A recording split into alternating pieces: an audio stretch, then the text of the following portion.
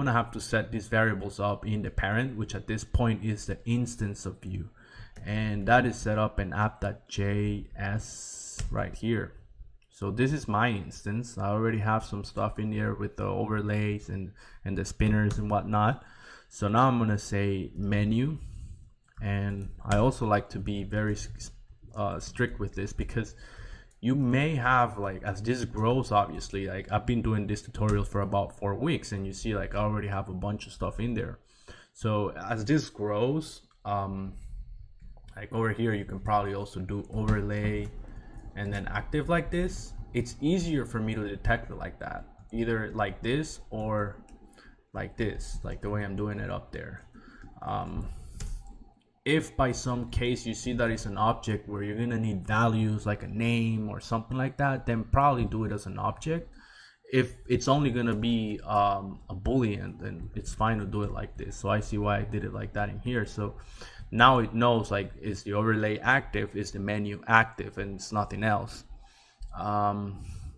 And since I did it like this, I have to go back into the child and say explicitly, hey, I want the menu not active and the menu active. And at the same time, this is telling me, hey, I haven't registered this component yet, and I need to go in and register it. So basically I'm just gonna piggyback out of that, burger menu, and I'm just gonna copy the burger, and yep, it's always doing it up all the way up here.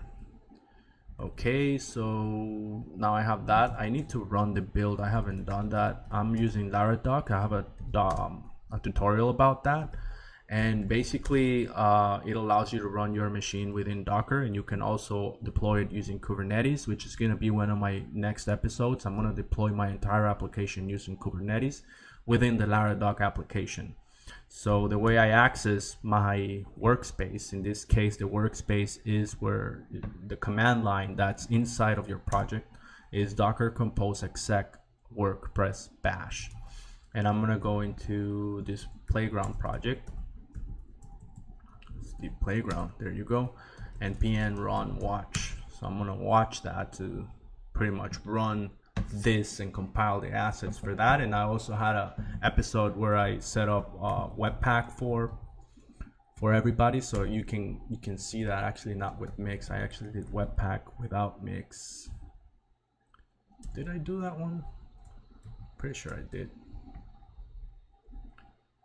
So where are you? Maybe I didn't do it in this. Now I'm thinking I didn't do it in this project. I was pretty sure I did.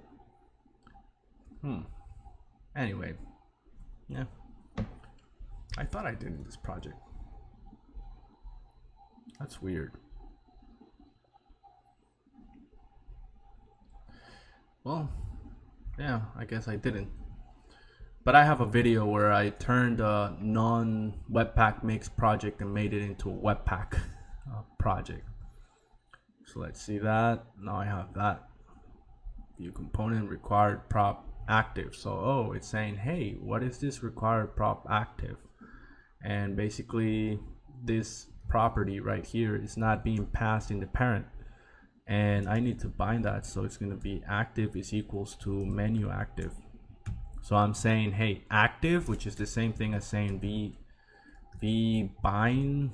I just don't do it enough like this. I just do it. You can also short code it and do it like that, the way I'm doing it here. That's the same thing. So now it's going to be menu active, and that should run it. Okay, so now it's not animating, but that's probably because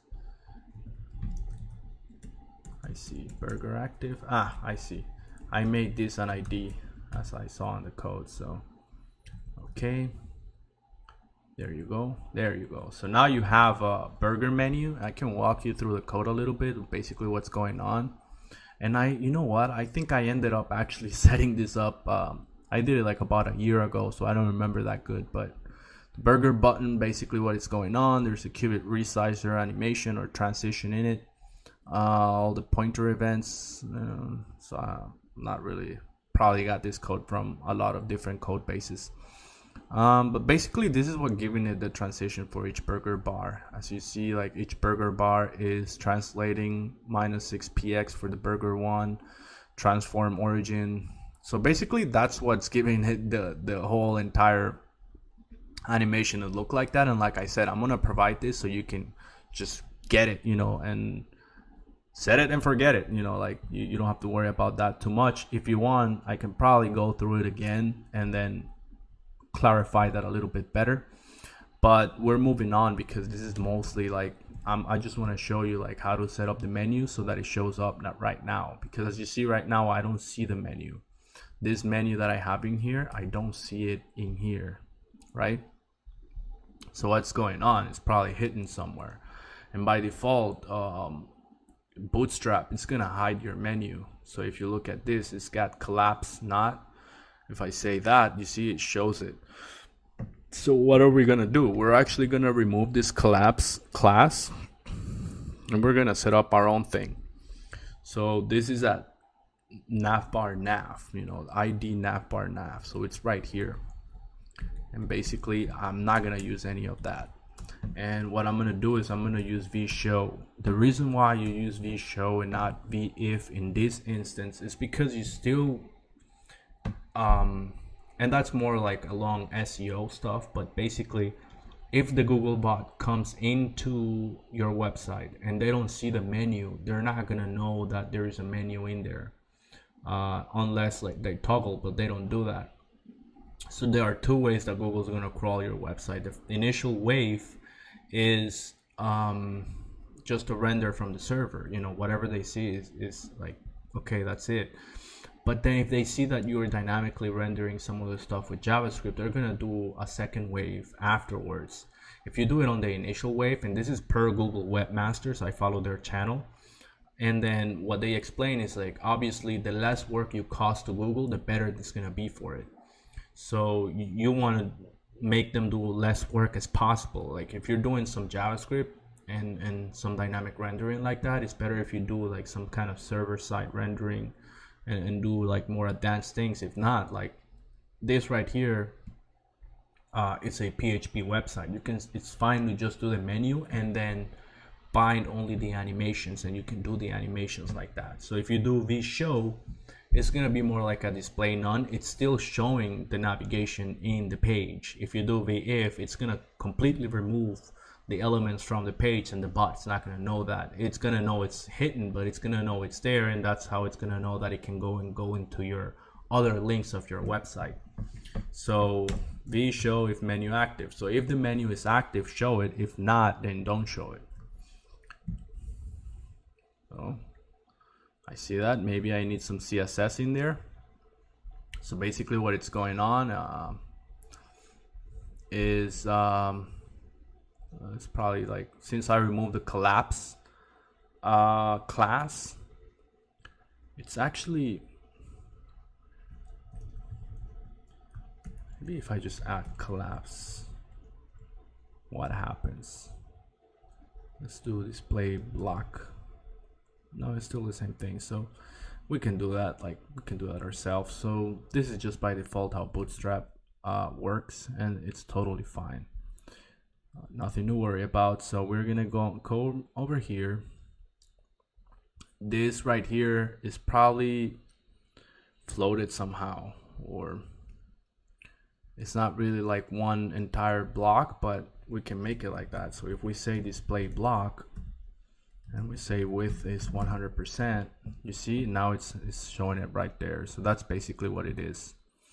Okay, so if we're gonna go in here inside this navbar nav, this is outside of the burger menu, so we're actually gonna have to set this up in the global resources right here. So I do right here and I go and say, hey, this is gonna be display block and I want a width of 100%.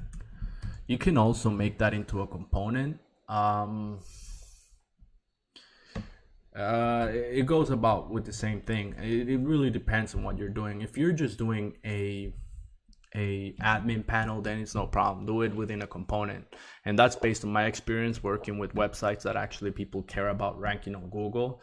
If you actually want them to crawl your site as fast as possible, and especially your menu, which has all the links to your site, then definitely render with PHP, and then just use Vue as a helper for the animations, and bind the data for the animations only, and not actually rendering the entire menu.